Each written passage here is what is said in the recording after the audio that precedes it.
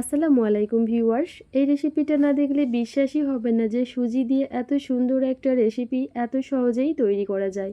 মিষ্টি কিছু খেতে ইচ্ছা করলে কোনো রকম নামি দামি উপকরণ ছাড়াই হাতের কাছে থাকা সামান্য কিছু উপকরণ দিয়েই অল্প খরচে আর অল্প সময়ে চটজলদি এই রেসিপিটা বানিয়ে দেখতে পারো। খেতে কিন্তু ভীষণ সুস্বাদু হয়। তো শুরুতেই নিয়েছি এখানে মেজারমেন্ট কাপ মেপে 1 কাপ পরিমাণ সুজি গুঁড়ো করার জন্য মিক্সিং জারের মধ্যে নিয়ে নিচ্ছি। তো অবশ্যই যে কোনো বাটি অথবা কাপে সুজিটা একটু মেপে নেবে, তাহলে দেখবে রেসিপিটা বানিয়ে নিতে সুবিধা হবে। মিষ্টির জন্য দিয়ে দিচ্ছি 1/4 কাপ চিনি। মিষ্টির পরিমাণটা এখানে একটু কম করে ব্যবহার করলাম, কারণ পরবর্তীতে আমরা এই ডেজার্টের মধ্যে আরও কিছুটা পরিমাণ চিনি অ্যাড করব। ফ্লেভারের জন্য দিয়ে দিচ্ছি 3টে এলাচের খোসাগুলো ছাড়িয়ে দানা অ্যাড করেছি। এবারে সমস্ত কিছুকে খুব ভালোভাবে গুঁড়ো করে নিব। তো দেখো আমি এখানে সুজিটাকে একদম পাউডারভাবে গুঁড়ো করে নিয়েছি। যতটা সম্ভব খুব ভালোভাবে সুজিটাকে গুঁড়ো করে নেবে। এতে করে দেখবে সুজির এই মিষ্টির স্বাদ, টেক্সচার এবং কোয়ালিটি অনেক বেশি ভালো আসবে। খেয়ে কেউ বুঝতেই পারবে না এটা সুজি দিয়ে বানিয়েছো বলে। এবার এই সুজির সম্পূর্ণ মিশ্রণটাই একটা মিক্সিং বোলে ঢেলে নিলাম। সেই সাথে ডেজার্টের টেস্ট আরও কিছুটা বাড়ানোর জন্য অ্যাড করে দিচ্ছি 1/4 কাপ গুঁড়া দুধ আর 1/4 কাপ ডেসিকেটেড কোকোনাট বা নারকেলের গুঁড়া। সুজির এই মিষ্টির মধ্যে নারকেলের গুঁড়া অ্যাড করলে টেস্ট দ্বিগুণ বেড়ে যায়, তাই হাতের কাছে থাকলে অবশ্যই ব্যবহার করবে। আর দিয়ে দিচ্ছি 1 চিমটে পরিমাণ নুন বা স্বাদ মতো নুন। এবার একটা হ্যান্ড উইচ দিয়ে শুকনো উপকরণগুলো ভালোভাবে নাড়াচাড়া করে একটু মিশিয়ে নিচ্ছি। আর এখানে দেখো আমি নিয়েছি আগে থেকে জাল করে রাখা 1 কাপ পরিমাণ লিকুইড ঘন দুধ। 1 কাপ সুজির জন্য 1 কাপ পরিমাণ দুধ দিয়ে ব্যাটারটা আমাদের তৈরি করতে হবে।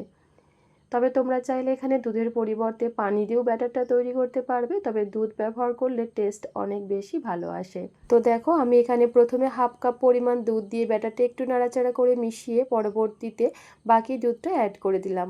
আর এই 1 কাপ সুজির জন্য কিন্তু 1 কাপ পরিমাণ আমাদের দুধ ব্যবহার করতে হবে, এটাই পারফেক্ট একটা মাপ।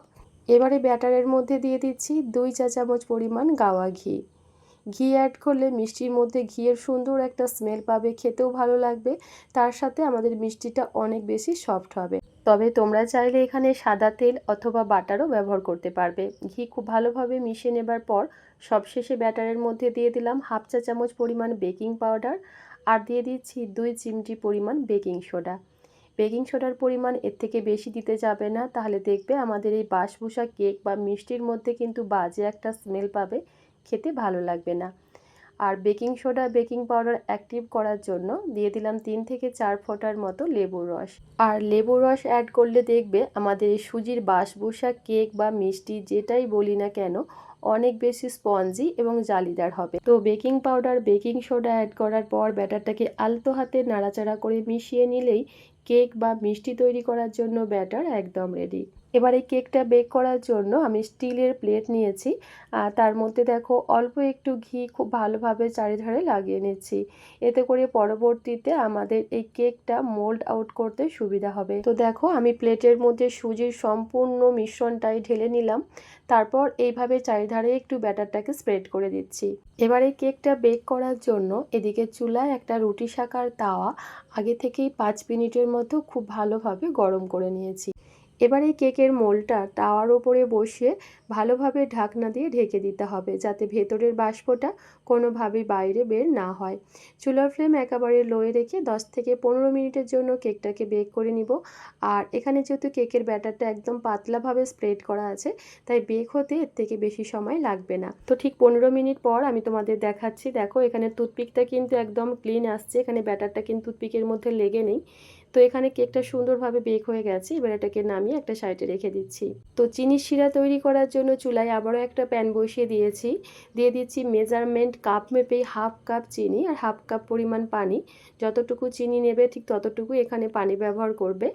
চুলার ফ্লেম মিডিয়াম হাই রেখে চিনি ভালোভাবে মেল্ট হওয়ার পর 3 থেকে 4 মিনিটের মতো ফুটিয়ে নিব। এই পর্যায়ে দিয়ে দিলাম 4 থেকে 5 ফোঁটার মতো লেবুর রস। শিরাটা একতার বা দুই তারের হবে না, জাস্ট হালকা চিপচিপে একটা চিনির শিরা আমাদের তৈরি করতে হবে। তো ঠিক 3 মিনিট পর আমি তোমাদের দেখাচ্ছি। দেখো চিনির শিরাটা কিন্তু একদম রেডি, এর থেকে বেশি আর জাল করব না। এবার চুলো ফ্লেম অফ করে শিরাটা একটা কাপের মধ্যে ঢেলে নিচ্ছি। এবার এই শিরাটা একটা সাইডে রেখে দেব। আর এখন কিন্তু সুজির এই বাসবুসা কেকটা এই পর্যায়ে হালকা একটু ঠান্ডা হয়েছে। এবার এটাকে একটা স্প্যাচুলা দিয়ে চারিধারে একটু ছাড়িয়ে মোল্ড আউট করে নিচ্ছি। তো দেখতেই পাচ্ছ কেকের কালারটা কিন্তু খুব সুন্দর এসছে। এবার এই কেকটাকে একটা টুথপিক দিয়ে চারিধারে একটু ছিদ্র করে নেব। এতে করে চিনির শিরাটা কেকের ভেতর পর্যন্ত সুন্দরভাবে সোক করবে আর কেকটা অনেক বেশি জুসি আর রসালো হবে। এতে করে সুজির এই মিষ্টিটা খেতে অনেক বেশি মজার হবে। সম্পূর্ণ চিনির শিরাটাই এখানে দিয়ে দিলাম আর সেই সাথে দিয়ে দিচ্ছি অল্প একটু ডেসিকেটেড কোকোনাট বা নারকেলের গুঁড়া। এতে করে ডেজার্টটা দেখতেও ভালো লাগে আর খেতে তো অবশ্যই অনেক বেশি মজার হয়। তাই হুটহাট মিষ্টি কিছু খেতে ইচ্ছা করলে অল্প খরচে আর অল্প সময়ে কোনো রকম ঝামেলা ছাড়াই চটজলদি সুজির এই বাসবুসা কেক বা মিষ্টিটা একবার বাড়িতে বানিয়ে দেখতে পারো। খেতে কিন্তু ভীষণ সুস্বাদু হয়। একবার বানিয়ে খাবার পর দেখবে বারবার বানাতে ইচ্ছে করবে আর যাকে বানিয়ে খাবে সে তো তোমার প্রশংসা করবেই, সেই সাথে রেসিপিটা জানতে চাইবে ঠিক কিভাবে বানিয়ে নিলে। তো দেখো আমি এখানে মিষ্টিটাকে এইভাবে চৌকো শেপে কেটে নিয়েছি আর মিষ্টির এই টেক্সচারটা দেখো কতটা স্পঞ্জি সফট আর জুসি, মুখে দিতেই মিশে যাবে। আর এই মিষ্টিটা একবার বানিয়ে 3 থেকে 4 দিন রেখেও খেতে পারবে। ট্রাস্ট মি বন্ধুরা, এই মিষ্টিটা খেতে এতটা বেশি মজার হয় দেখবে বানানোর সাথে সাথেই এক নিমেষেই শেষ হয়ে যাবে। তাই আমার মতো যারা মিষ্টি খেতে পছন্দ করো তাদের জন্য পারফেক্ট একটা রেসিপি। অবশ্যই বাড়িতে এইভাবে একবার ট্রাই করো, আশা করছি তোমাদেরও ভীষণ ভালো লাগবে। ভালো লাগলে লাইক কমেন্ট শেয়ার করো এবং আমার চ্যানেলটা সাবস্ক্রাইব করে পাশে থাকার অনুরোধ রইল। আজ তাহলে এ পর্যন্তই। আল্লাহ হাফিজ। আসসালামু আলাইকুম।